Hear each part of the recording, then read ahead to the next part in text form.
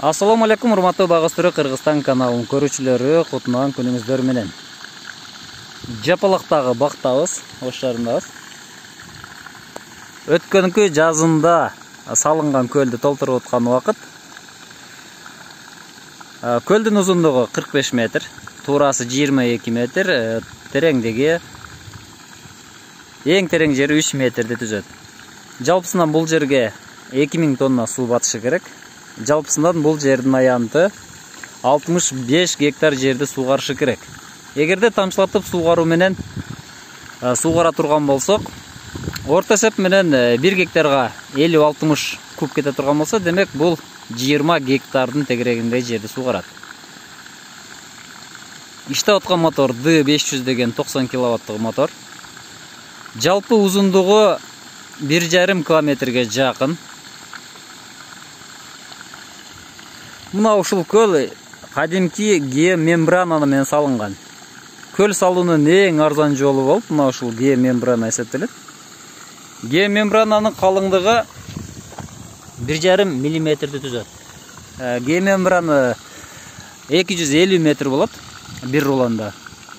Турасы 50 метр, узундугу 50 метр, турасы 5 метр болот. Мына ушул геомембранадан салынган.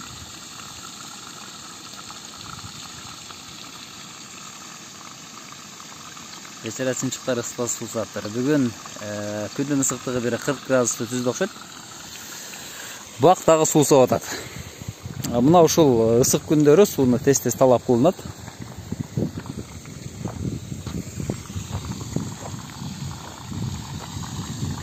Эгер көл салам десеңиздер, бак кылам десеңиздер, сөзсүз эң биринчи сууну чечип алыш керек. Көл салуунун эң арзан, эң оңой жолу мына ушул. Трактор менен жерди казасыздар, тегиздеп туруп, мына ушуну басып койсоңуздар болду. Фирма өзү 80 жылга чыгарган фирма. Гарантия берет 80 жылга деп. Мунун ар кандай размердегилери болот. Каласаңыздар 6 метр, каласаңыздар 4 метр.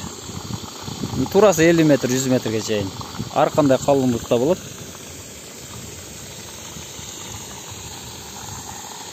Каласаңыздар мына ушундай көл салып балык баксаңыздар дагы боло турган нерсе.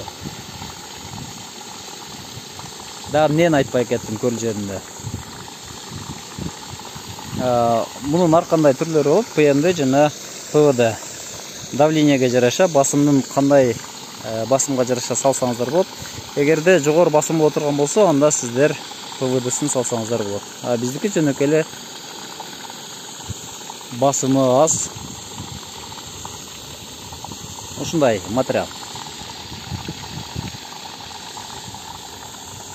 Суунун чыгышы норма жигиттер.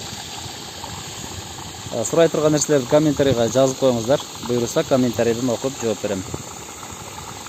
Ассаламу алейкум.